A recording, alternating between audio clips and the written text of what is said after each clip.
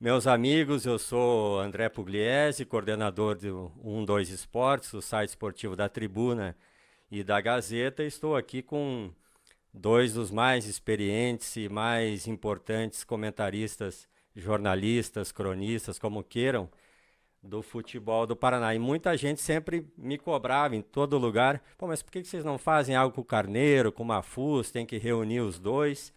Então, finalmente a gente conseguiu. Teve uma pandemia no meio que complicou tudo, né?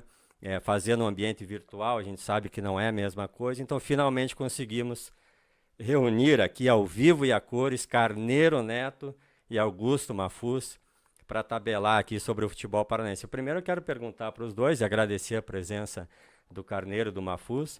Há quanto tempo vocês não dividiam o microfone? Sei que já participaram de equipes esportivas e tal juntos, mas eu imagino que as coisas foram mudando e está assim, num debate ao vivo, presencial, faz algum tempo. Carneiro, obrigado pela presença e conta um pouco aí dessa relação e como é que há quanto tempo vocês não se encontravam para falar de futebol. Assim, claro que tem amizade de vocês, mas para falar para a audiência de futebol. Obrigado, Carneiro.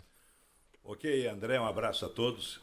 Olha, a minha relação com o Augusto Mafuz é uma coisa que pouca gente sabe, mas ela iniciou-se lá na década de 1950, quando meu pai, juiz de direito da comarca, estava trabalhando em Guarapuava. E eu conheci o Augusto Mafuz no grupo escolar. Eu sou 2 anos mais velho que ele, e eu tinha um irmão, que também 2 anos mais moço, da mesma idade do Mafuz. Então, meu irmão que era da turma do Mafuz. Então, eu já estava, acho que no terceiro ano do grupo, apareceu a figurinha lá de guarda-pó. E era a figura da pesada, não? Sim, com o mesmo jeitinho. E meu irmão foi matriculado, ele apareceu. Uma das professoras era minha tia, que morava conosco, era solteira. E daí era apresentações e tal. Em seguida, nós fomos para o infantil do Grêmio Oeste, time de futebol. E de lá para cá, o resto é história. Então, o Mafuz, nós somos amigos há 70 anos. Então, é uma coisa muito profunda. Agora, profissionalmente, nós trabalhamos em vários prefixos, em vários momentos, em jornais, mas eu acho que faz mais de 20 anos que nós não trabalhamos juntos, porque o Mafuz desistiu do rádio nesse período e ficou apenas com o jornal. Mafuz, obrigado pela presença. Conta um pouco da história da tua história com o Carneiro. O Carneiro, o Carneiro hoje, o Carneiro e minha irmã Janete, que mora na Espanha, são constituem a única ponta que eu tenho com a minha infância. Não tenho mais nada que me ligue à minha infância em Guarapuava, a não ser os dois. Então, só para ver a profundidade da minha relação com o Carneiro Neto. E antes de a gente entrar nos temas aqui, que todo mundo, claro, quer ouvir a opinião do Carneiro e do Mafuz sobre tudo, que são duas referências aqui do nosso jornalismo, quero saber quem que jogava mais.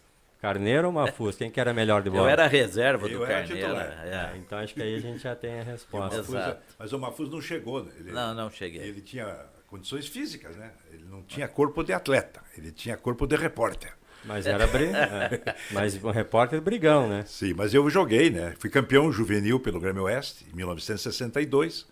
E depois em Ponta Grossa, quando nós fomos para Ponta Grossa, meu pai foi removido para a comarca de Ponta Grossa, eu joguei no juvenil do Guarani, futebol de salão no Guarani, e basquete. Então eu tive uma atividade esportiva boa. Só que bem na época em que eu estava agradando já no Guarani, me convidaram para trabalhar na rádio. Eu disse, esse negócio de rádio é muito melhor que jogar futebol. Porque naquele tempo eu não ganhava dinheiro em futebol. Né? Ainda mais no futebol do interior do Paraná, semi-amador. E daí o futebol perdeu um meia-direita, perna de pau, e ganhou um esforçado narrador. Que é isso, cara, Um né? grande. Um grande narrador. narrador e grande jornalista. Bom, vocês vão notar, né, o primeiro encontro, então a gente está aqui de que quem sabe não esquece, né? Mas às vezes demora um pouquinho para lembrar, né? Mas vocês vão notar que eu vou tentar aparecer o mínimo possível, deixar as duas estrelas aqui conversarem. E quero, para a gente iniciar, saber de vocês, dois especialistas em Atletiba, já viram de tudo, conhecem a história do clássico. E queria saber, Carneiro e Mafuz, como é que o Atletiba do Brasileirão 2023, agora no primeiro turno, a virada do Atlético na Arena por 3-2, como é que esse Atletiba se inscreve na história do clássico? É top 10, é top 5, é top 3, é top 20? Como é que vocês avaliam esse Atletiba que, para uma geração, não é nem geração Arena, porque a geração Arena já tem, hoje já passou dos 30 anos, mas enfim, é considerado um dos grandes Atletibas. Vocês conhecem a história? Qual que é a posição desse Atletiba? Eu entendo que a marca de um Atletiba, ou de um grande jogo, ele fica em razão, ela fica em razão do momento, do testemunho da pessoa. Né? Dessa nova geração de torcedores, dificilmente haverá nos próximos anos, haverá um Atletiba da forma como ocorreu.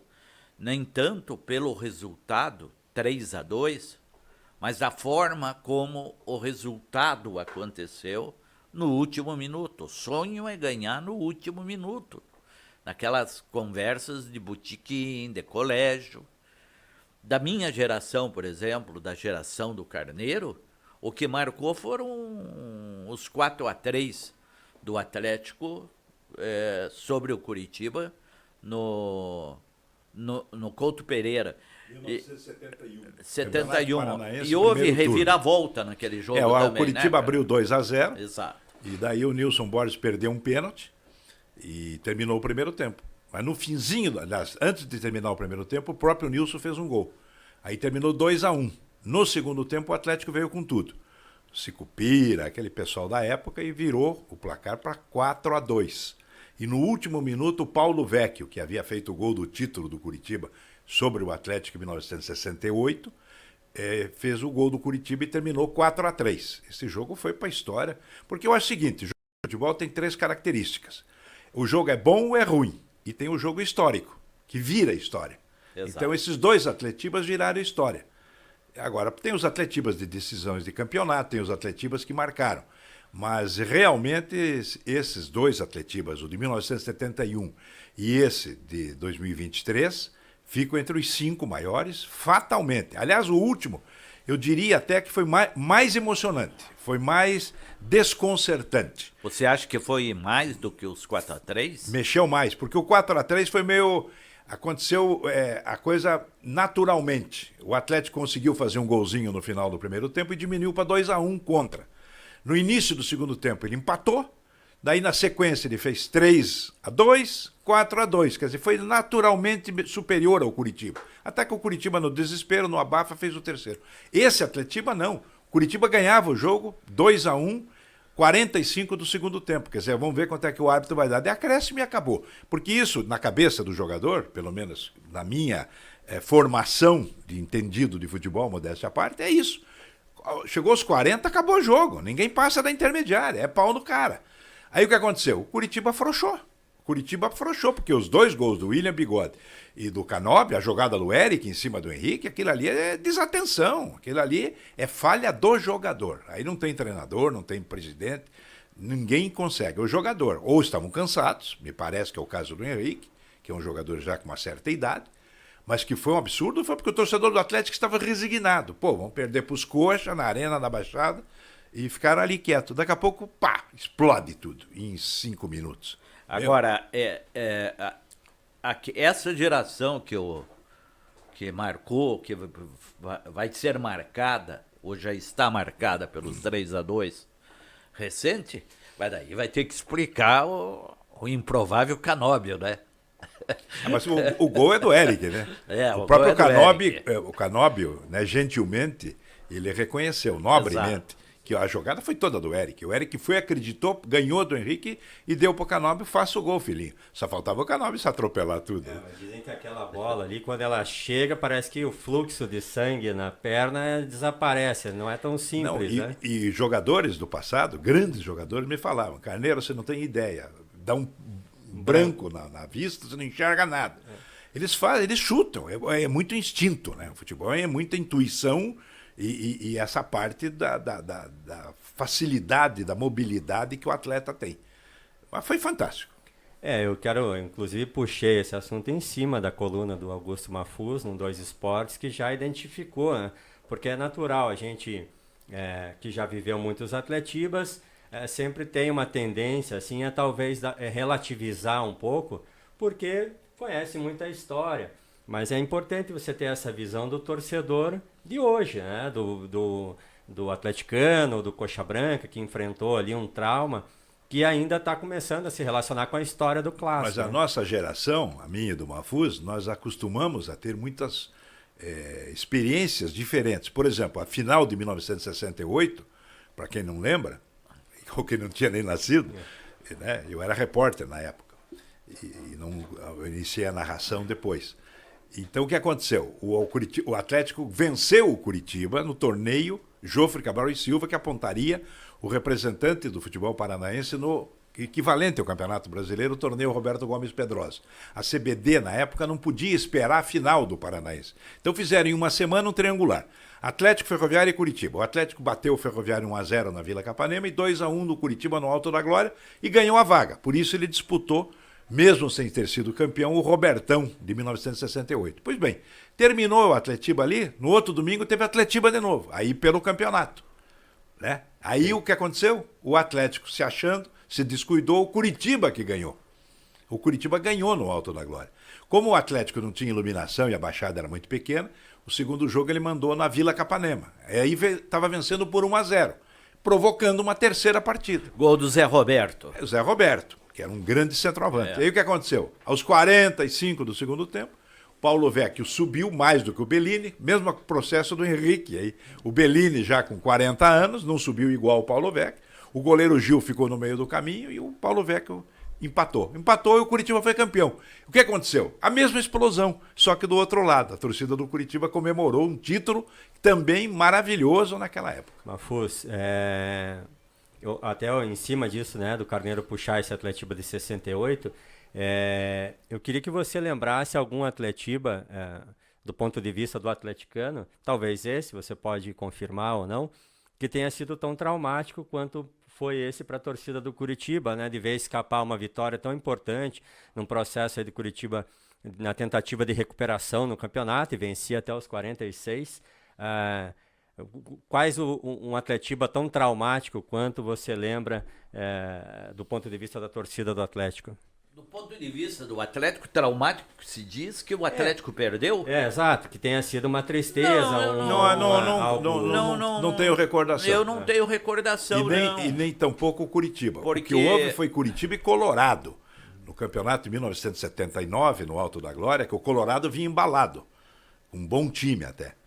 E daí o Curitiba se impôs e reverteu. Porque em 78 foi nos pênaltis. 3 Atletiba 0-0 e decidiu nos pênaltis, o Manga pegou tudo. Mas em 79 quem sofreu foi o Colorado. O Colorado levou um abalo ali na época. Mas é muito raro acontecer isso. Mas em 72 talvez porque o time do Atlético de 72 lembro que você, era muito forte. Já escreveu algumas vezes sobre esse campeonato. Em 1972 bem lembrado. O time do Atlético era muito forte e merecia ter ganho aquele título. E foi injusto o resultado. O Atlético jogou bem, poderia ter empatado, porque o Atlético sofreu o gol do Krieger. O Krieger, o Alfredo escorregou, o zagueiro, filho do Caju, Alfredo Gottard. Quer dizer, uma marca do Atlético por vários motivos. Ele escorregou, assim, perdeu o pique e o Krieger fez 1-0. Mas o Atlético em seguida, o Valtinho perdeu um gol. Com o Jairo já batido. Aí um monte de bola na trave. Isso no último jogo. Daí teve uma outra partida que o Atlético massacrou, mas o Curitiba segurou o 0-0 e foi campeão. E no último minuto desse jogo, do segundo jogo, Alfredo Gottard chutou, o Nilo tirou. Embaixo da trave. Embaixo da trave. O atleticano ficou tão emocionado com aquilo e achou tão injusto que teve uma comemoração num dos restaurantes de Santa Felicidade. A diretoria levou os jogadores, as famílias e alguns repórteres, alguns cronistas. Para variar, eu e o Mafuz fomos convidados. Aí sabe o que aconteceu? fizeram um discurso dizendo que o Atlético era o campeão, daí já era o vinho, né? Campeão moral. E daí que pediram para eu narrar o gol do título. Eu digo, eu não tô tão bêbado assim. Foi o primeiro campeão moral da história do futebol brasileiro, foi o Atlético de 72. Também pode ser um título. Mas enfim, vocês viram que a gente avança fácil aqui no papo e poderíamos ficar aqui o dia inteiro conversando, mas eu vou ser o estraga prazer aqui e adiantar aqui a nossa conversa. Eu queria mudar o foco, sair um pouco do campo e ir para um terreno tão delicado quanto, que é a questão de administração, estrutura do futebol. Eu queria que vocês analisassem os primeiros passos dessa questão da SAF do Curitiba, né? Que tipo de avaliação preliminar pode ser feita? O diretor da SAF, o goleiro, né, que foi goleiro Arthur, até se encontrou com a torcida organizada do Curitiba. Que tipo de perspectiva a gente pode ter na caminhada do Curitiba nessa parte, Mafuz? Eu quero primeiro tratar da SAF em geral. Certo. Qual foi o objetivo inicial da SAF? Foi ganhar fôlego para pagar os credores, né? Não tinha outro objetivo imediato, não tinha. Então todos que se propuseram conseguiram alongar a SAF em um período acima da lei. O limite da lei dá 5 anos até 10 anos. E estão fazendo de 15 anos, 18 anos. Mas esse é um outro assunto, é um assunto jurídico que vai acabar em Brasília, num Tribunal Superior de Brasília. Eu não tenho nenhuma dúvida. E vai ter uma CPI também, viu? Não, esse não vai. No Brasil tem que ter, porque não vai, senão não tem negociação. Exatamente. Agora, em relação a SAF como solução técnica dos clubes, eu ainda tenho muita dúvida. Porque o custo-benefício do investidor vai ser preservado. O investidor, ele não é torcedor do Curitiba, ele não é torcedor do Vasco, ele não é torcedor do Botafogo, né? Não será torcedor do Clube Atlético Paranaense. Torcedor do dinheiro. É evidente. Administrador dos interesses. Exatamente. Dos empreendedores financeiros. Porque isso aí é um conglomerado, é um grupo, né, que assume um clube. Eu concordo com o Mafuz inicialmente nessa visão, e o Mafuz juridicamente está muito mais preparado porque atua muito no direito. Eu tenho outras atividades no ramo, mas veja bem, eu concordo em tudo, inclusive acho que a SAF não vai resolver os problemas do futebol brasileiro. Ela vai, num primeiro momento... resolver o problema das dívidas. Da hora. A dívida, a melhoria no patrimônio, coisa aqui, coisa ali. Porém, a essência do futebol vai continuar a mesma. Por quê? O futebol não é o dinheiro. O dinheiro não dá jogo. O dinheiro não dá talento. O dinheiro não dá competência. Se você não tiver competência na gestão, continua contratando errado. Já tem times aí com SAF, com dinheiro correndo e a coisa não engrena. Então é muito complexo o assunto.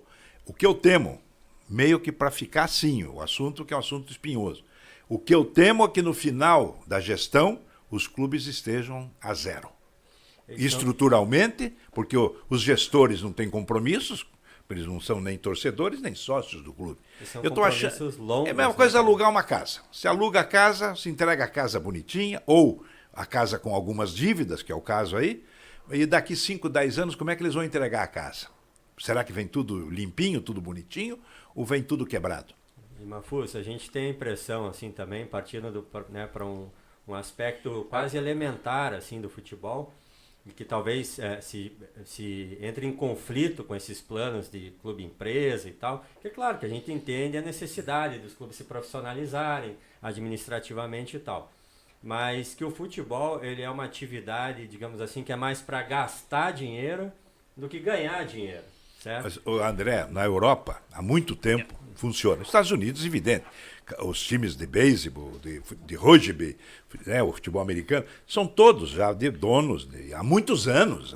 Isso é uma coisa antiga lá. Eles têm uma cultura, Sim. mas ao mesmo tempo eles têm ética. Eles têm respeito pela opinião pública. É o que falta no Brasil. Aqui o político não é ético, né? As instituições são colocadas em xeque. Enfim, o Brasil ainda, como a América Latina inteira, nós estamos ainda em formação. Nós estamos intelectualmente, socialmente e eticamente muito atrasados em relação ao chamado primeiro mundo. E no futebol a mesma coisa. Por que os clubes quebraram? Por vaidade dos dirigentes.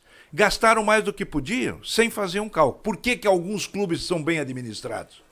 Veja que mesmo sem SAF, está aí o Palmeiras, o Clube Atlético Paranaense, Fluminense, Futebol Clube, para citar poucos. Outros quebraram porque perderam o bonde da história, porque não souberam modernizar os seus estádios no período da Copa do Mundo, que estava uma farra de dinheiro, né? A famosa PEC da Copa, né? O Curitiba poderia ter entrado como um estádio alternativo para treinamentos. Por questões de opinião pessoal dos dirigentes da época, não entraram. O Grêmio foi esperto e acompanhou a onda, não com dinheiro público, né? Como o Palmeiras também, mas não com dinheiro público. Veja em São Paulo o que aconteceu. O Corinthians ficou com o estádio da Copa, o Palmeiras pegou investidor e o São Paulo, o que aconteceu o quê? Parou no tempo e no espaço. Mas no caso do Curitiba, que é o que nos interessa nesse momento, o Curitiba ele se enquadra na mesma situação do Cruzeiro, eu diria. Não tinha outra alternativa. É interessante a situação a que o Curitiba foi submetido. Mas é um acúmulo de má gestões. Exatamente. E a morte do Renatinho Folador. Porque o Renatinho Folador ia dar virada. Tinha competência, experiência e talento. Mas ele faria a SAF. Não, ele faria, mas com ele operando. É como o Atlético Paranaense, o Mário Celso Petralha, permanecer, se melhorar, se Deus quiser, a saúde, né? O Petralha tem experiência e visão para trabalhar junto. O que você não pode é vender o futebol do clube, ou sei lá o que eles estão vendendo, e ir embora para casa e ficar chupando sorvete na arquibancada. Eu acho que o dirigente que tem mandato, ele tem que acompanhar, ele tem que intervir. Teria que ter alguma coisa nesse acordo, nesse contrato. Parece que não é o caso do Curitiba. Por isso que eu tenho um pouco de temor. Mafuz, eu queria puxar esse teu gancho, porque a impressão é que o Curitiba foram se sucedendo diversas correntes políticas, houve ali quase que um revezamento e aparentemente parece que do ponto de vista político, dentro do clube, a coisa foi se esgotando, né? O Curitiba... O excesso de democracia atrapalhou o Curitiba. Exatamente. Foi no momento em que o Curitiba permitiu que as torcidas organizadas passassem a ter influência dentro do clube. Influência de decisão. Teve o presidente, né? O presidente do clube, o menino lá. O Samir. O Samir, filho do nosso amigo desembargador lá. E me fugiu o nome agora. Esse que foi um momento. O que não aconteceu no Atlético. Né? O que não aconteceu no Atlético.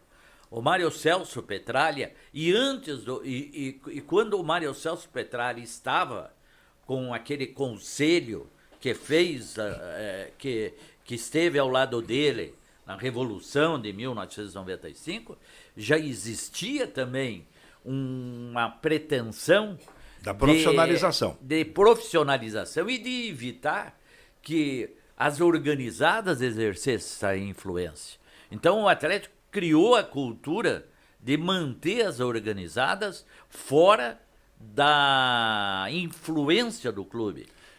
Isso foi muito importante. Eu sempre falei nos meus comentários de que o futebol é a única atividade que aceita a ditadura. Não uma ditadura rígida e impenetrável, mas tem que ter o que manda, entendeu? Tem que ter o chefe. O Curitiba Futebol Clube viveu melhores momentos dele com o Evangelino Neves, que era o dono do Curitiba. Antes, Arion Cornelce. Antes, Antônio Couto Pereira. A história está aí. Todos vitoriosos. O Curitiba ganhou tanta coisa, construiu o estádio nos anos 1960, campeão do Torneio do Povo, 3 excursões para o exterior, enfim. criou alicerces para ser campeão brasileiro em 1985. Por quê? Porque tinha o dono do pedaço, era o Evangelino Neves. Aí começa o brincar da democracia. Aí vem meu sonho infantil é ser presidente do Curitiba. Meu pai me prometeu que em vez do ursinho ia me dar o mandato. E aí começa a palhaçada. O Petralha, o Mário Celso Petralha, ele, desde o primeiro momento, o Mafuz lembrou muito bem, disse, não, nós vamos criar aqui um ambiente de profissionalismo. Tanto que hoje ele é remunerado. O Mário Celso Petralha é o CEO do Atlético. Não é o Arthur, o ex-goleiro. Quem é o CEO do Atlético é o Mário Celso Petralha. Então o Atlético virtualmente já está com a SAF Petralha. Agora, o futuro nós vamos ter que analisar melhor e averiguar como é que vai ser o andamento disso. Porém, não dá para brincar no esporte geral, mas no futebol em particular. Não dá para dar muita colher de chá para torcedor, para corneta. Entendeu? Não dá. Que todo mundo quer dar o pitaco. Por que não põe o fulano? Por que não troca o goleiro? Por que...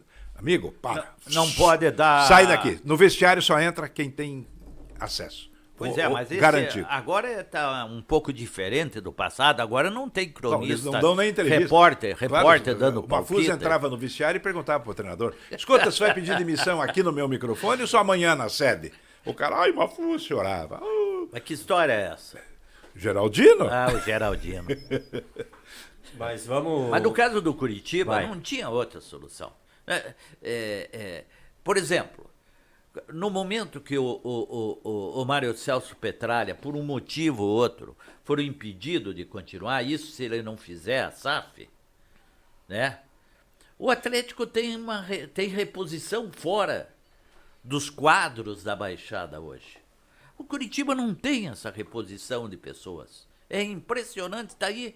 O Renatinho morreu, o Juarez Moraes, que estava indo excepcionalmente bem e é uma pessoa de talento, de capacidade, por um motivo de saúde não pôde continuar. Acabou a diretoria do Curitiba, o atual presidente é uma pessoa vaidosa, um bom matemático, um bom economista, mas inexperiente de futebol. Então o Curitiba não teve a reposição de pessoas.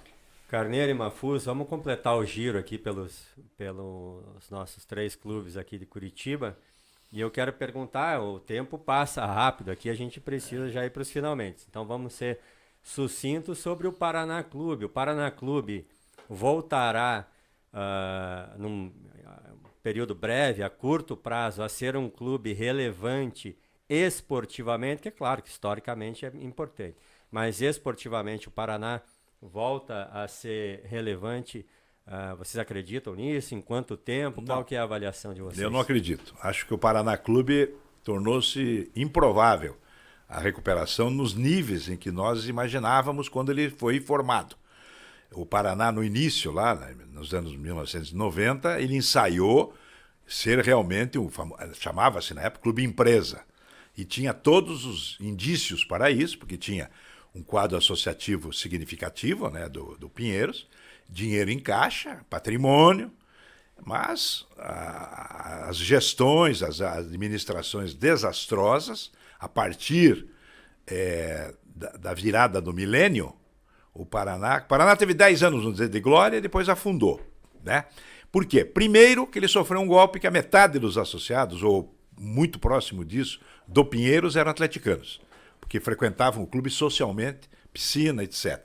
Quando o Atlético virou, em 1995, o Paraná já sentiu o baque, porque o Atlético abriu a possibilidade para o sujeito voltar a ser atleticano com orgulho. Então o Pinheiros sentiu isso e caiu o número de associados. Segundo, gastaram demais no futebol, se empolgaram demais com as conquistas e daí custa caro, né? Trazer Vanderlei Luxemburgo, etc. Muito bem. Daí vieram as péssimas gestões. E aí perderam o patrimônio, que é muito grave isso, né? O patrimônio hoje é muito reduzido e está com muitas dificuldades de manutenção dos próprios que ainda restaram, todos com pendências judiciais de alguma forma. E também não tem como o Mafuz mencionou, uma geração aí de dirigentes, até porque o mundo mudou, né? O mundo mudou nos últimos anos, nas últimas décadas, a pandemia mudou a cabeça de muita gente, e, enfim, não tem mais aquele lirismo, amadorismo. Eu acho muito difícil o Paraná Clube voltar a ser o título do meu livro a respeito dele. Paraná Clube, o voo certo. Eu tenho uma posição sobre o Paraná. O Estatuto do Paraná matou com ele. Por quê? Presumo, o Carneiro acompanhou melhor porque escreveu o livro, que foi feita uma fusão na base da desconfiança. Os colorados não confiavam nos pinheirenses, os pinheirenses não confiavam nos O colorados. Pinheiros era a noiva mais querida, É. mas ela queria casar com o Atlético. Ex- E o Atlético esnobou a noiva numa reunião na Avenida Kennedy, na sede do Pinheiros. E depois é uma outra história para outro dia. Aí ele Então- casou com a vizinha que não era o amor da vida dele. Exatamente. E aí o Que era o que Colorado. aconteceu? Foi feito um estatuto que perdura até hoje, que tem muitos conselhos. Quer dizer, o presidente passa a ser uma rainha da Inglaterra, hoje um rei da Inglaterra. Qualquer decisão mais importante, mais relevante que ele tenha que tomar, tem o conselho consultivo, daí o conselho de ex-presidente e daí o conselho deliberativo. Isso não existe no futebol. Caímos naquilo que o Carneiro falou. Ou tem-se um dono, entre aspas, ou o clube vai morrer. O Ferroviário, se nós voltarmos na história, com o Hipólito Arzua, ele estava passando o Atlético e o Coritiba, porque o Hipólito Arzua era o dono do clube. Tanto que ele foi o primeiro representante do futebol paranaense no torneio nacional, E era o exemplo de administração porque no ele futebol era brasileiro. bicampeão paranaense e disputou. Mas daí ele se cansou e ele mesmo se perdeu, e daí fundaram o Colorado, que também foi um equívoco histórico. Bem, vocês veem que o tempo passa rápido. Eu gostaria que vocês vissem algumas fotos que vão aparecer. E, Carneiro, quem que é o rapaz entrevistando o árbitro? Você reconhece? Sim, o repórter sou eu, com o fone, capa de chuva, e o árbitro é o Armando Marques, o melhor árbitro do Brasil na época, e talvez o melhor de todos os tempos. E esse jogo foi no estádio do Dorival Brito, no jogo do Atlético, pelo Roberto Gomes Pedrosa, em 1968, só não recordo o adversário. Mas foi um daqueles jogos que estava o estádio super lotado, foi um jogo noturno. E eu era repórter. Era um pouquinho mais complicado ser repórter nessa época, né, Carneiro? Bom, primeiro tinha que ir de capa e galocha e chapéu, por causa da chuva, atrás do gol. Aí começava, o resto era carregar maleta, puxar fio e ainda levar a laranjada da torcida que estava com raiva de você. Alisson, vamos para a próxima? E aquele ali sentadinho no sofá, quem que é? E quem que é o entrevistado? O Caju, essa matéria é interessante. Véspera, a gente fazia programas especiais, né? Maravilhosa. Em época de Atletiba. Essa foto aí é fantástica. Em época de Atletiba, e eu passei a tarde na casa do Caju. Eu ia à tarde tomar chopp com ele. É meu Eu amigo. passei a tarde na casa do Caju nesse dia, véspera de um Atletiba, eu não me lembro qual o Atletiba. Tá aí o Mafusco, uma lenda do futebol paranaense, o goleiro Caju, que é quem nomeia o CT do Atlético. Alisson, vamos para a próxima? Essa é a última. Primeiro eu queria que vocês recordassem que passagem com esse jogador, porque tem um jogador ali, tem o Carneiro e o Mafus. Como é que foi esse teu encontro aí, essa vez que você que encontrou tantas vezes o Pelé, Carneiro? Eu convivi bastante com o Pelé, graças a Deus, felizmente, eu era fã do Pelé, sou fã do Pelé, não só por ter sido o maior jogador de todos os tempos do mundo, mas por ser uma pessoa fantástica, humilde, né? Por tudo que ele representou, o rei, né? E essas fotos dizem tudo, né? O Mafuz ali na entrevista com ele com a camisa do Santos, provavelmente, logicamente, dentro do campo. E aqui em que eu apareço foi o dia que o Pelé, na grandiosidade da alma dele, ele veio ajudar a lançar uma campanha para a salvação do Hospital Pequeno Príncipe. Essa foi um almoço e foi a última vez que eu estive com o Pelé. Isso aí foi em 2009, se eu não estou enganado. Mafuz, quando é que foi aquela foto ali Foi com o no rei? ano que o Pelé fez o milésimo gol. 1969 foi jogo com o Coritiba, então. Coritiba. Ele fez o 996, 997. 2-0 pro Santos. Um gol do Pelé, outro gol do Edu. Exatamente. E o Pelé no gol, os Nico, zagueiro central do Curitiba. Nesse jogo eu também era repórter, só que em outra emissora. Eu estava atrás do gol. O Nico deu um carrinho no Pelé. O Pelé voou e saiu, passou do meu lado, assim. Eu tive que puxar um pouquinho o pezinho. O Pelé passou e o Nico caiu e olhou pro Pelé. O Pelé disse: calma, companheiro. O Nico respondeu: ê, negão, o buraco aqui é mais embaixo, viu? Isso é santa felicidade ao vivo. E Carneiro e Mafuz, eu quero fazer desculpa, quebrar um pouco o clima aqui de exaltação do Pelé, mas para fazer uma provocação para vocês. Se vocês acreditam que daqui a um tempo, 5, 10 anos, não sei, mais ou menos, o Pelé pode acabar sendo lembrado como um jogador de um passado muito distante, como o Puskás, Zizinho, Di Stéfano, e as novas gerações comecem a dar mais peso para os jogadores da atualidade. Como é que você acha que vai ser isso? Não concordo, sabe por quê, André? Porque o material do Pelé é maior do que o do Zizinho, do Di Stéfano, do Puskás. O Pelé tem muito material, tem filmes, tem documentação, desde o primeiro momento dele na carreira, tem o filme Pelé Eterno, tem muitas imagens. O Pelé jamais será superado. Tem uma direção americana que já está preparando um documentário que dizem ser o definitivo sobre Pelé. Não acredito que vá se tornar comum, mas não vai, né? Esquecido em razão do tempo. E outra coisa, o Messi é bom jogador? Ótimo. Maradona foi bom jogador? Excelente. Cristiano Ronaldo, Cruyff. Mas quem é que ganhou 3 Copas do Mundo e quem é que marcou Tem números, mais de 1000 gols? Exato. Os outros que passem mais tarde, por favor. Tá certo. Carneiro, Mafuz, tempo, parece que a gente está só há 5 minutos aqui. Eu queria agradecer muito a presença de vocês. Aposto que tem tudo para dar certo, porque eu disse, cansei de ouvir, mas como é que não junto Carneiro e Mafuz? Como é que não junto? Bom, estão aqui os dois, já deu para perceber que o papo corre fácil, que são, ninguém se esconde aqui para dar opinião. Então eu queria agradecer essa primeira oportunidade e tomara que venham muitas aí e vamos em frente. Obrigado a 2 e voltamos.